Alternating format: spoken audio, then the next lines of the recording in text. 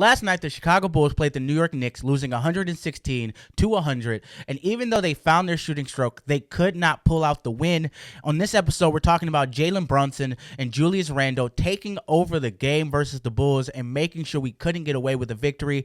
We're also going to talk about Coby White finding his shooting range from three and the impact that there is when Vooch is not on the floor for this team. We'll talk about all that right after the intro.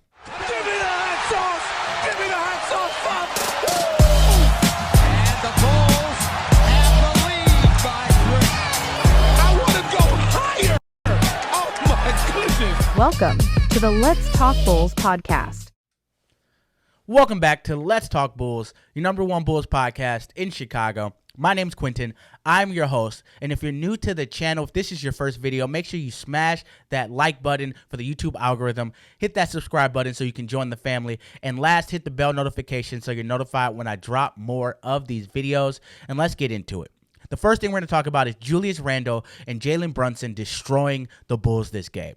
The Bulls had no answer. Even Alex Caruso and Patrick Williams playing Jalen Brunson could not stop him. We're going to talk about him first, the star of the Knicks. 31 points, 3 rebounds, 13 assists, 13 for 22 shooting from the field, 4 for 9 from the three-point line, and Brunson had a game. He was feeling it, and you could tell early that he was feeling it. With threes, push shots, he was doing everything he wanted to do, and even Alex Caruso was having trouble stopping him from getting from where he wanted to go. Now, mix that with Randle also getting 30 points, 35 points, 6 rebounds, 4 assists, 3 for 7 from the three-point line, 6 for 7 from the free throw line, and Julius Randle not only also was getting whatever he wanted, but he was making some tough, contested shots over people. He started this game off with a nice mid-range shot right over DeMar DeRozan. DeMar couldn't do anything about it, and that's the type of game it was. Him and Brunson were getting every single shot they wanted to get, and the Bulls could not handle it. And when you look at a team and their two-star players both scoring 30-plus and Brunson getting 13 assists, that's a hard thing to get over, especially when you're struggling on your other aspects of your team. Yes, the Bulls were shooting great from three, but they were not playing the best team basketball that they can play. And now mix that with Hartenstein also taking over whenever Drummond went out of the game. The Bulls just didn't have the size. So Hartenstein, 10 points, 20 rebounds in this game, 4 for 6 from the field, 20 rebounds in this game, and a lot of that came from Drummond not being on the floor and him just being able to be the biggest guy out there. When you put a center on a 6'4" small ball center, you can expect that he's going to get rebounds, and he got his career high versus the Bulls, as we've seen so many players do this season. The Bulls have to fix things. They need Vooch back in the lineup. They can't keep playing the small ball lineup because you see what happens when they do. They get destroyed by big centers, and teams like this who take over and use their strength to get around really pose a problem for the Bulls. Now, with that, we're going to move on to the next topic, and that is Coby White. We're going to talk about the Bulls.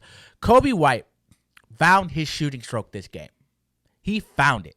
26 points, 4 rebounds, 8 assists, 9 for 19 from the field, 6 for 9 from the three-point line. He was shooting again. This is the Coby we want to see. The confident, pull-up Coby. When he sees someone, he sees a little bit of space, he's doing it. When he sees a little bit of space, he's step-backing to shoot a three. Coby looked confident this game. He wasn't hesitating for his shots, and they were going down. And not only that, he was still getting to the rim and still getting his assist. Great game by Coby White. You got to love what you saw. I'm happy to see him finally getting back to what he was, getting out of that slump. We're also going to talk about DeMar DeRozan, 28 points, 3 rebounds, 4 assists, 5 for 5 from the free throw line, 3 for 4 from the three-point line. DeMar DeRozan was taking three-point shots this game, and he was doing it with confidence, pulling up. I love seeing DeMar score efficiently, but I also love seeing him hit the three. I honestly believe he has one of the best jump shots in the league, so it's easier for him to start shooting these because he already has a smooth jump shot. I think if he really focused on it again this year, he could definitely be a pretty decent three-point shooter going forward.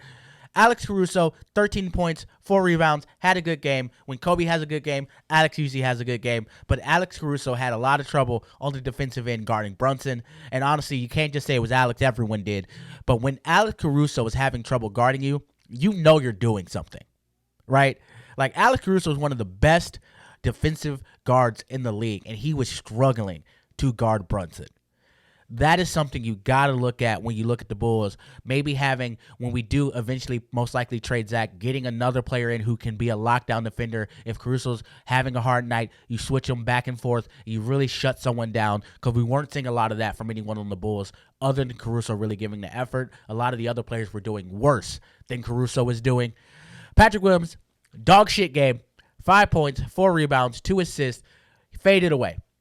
Now, I'm going to chalk this up to him having that ankle injury. So I'm not going to bash on, Patrick Williams right now. I'm going to give him a little bit of leeway. We'll see how he comes in Friday versus the Hornets. I think his ankle probably was bothering him. He didn't take a lot of pull-up mid-ranges, which we normally see. So I'm just going to scrap this one and go into the next game. Ayo Dosunmu, another bad game. 7 points, 4 rebounds, 4 assists. He looked completely just missing everything. He just looked bad. He could not hit a three. Missed wide open corner shots. Just missed them. You can't do that on this team. They already struggle for shooting. You can't be missing wide open shots, right? And I was pulling up with confidence. He just wasn't making them. That's got to start to go down if the Bulls want to keep seeing success. Last, we're going to talk about the other player who can't shoot for shit. Jevon Carter. Jevon Carter might be the worst Bulls signing ever. Ever.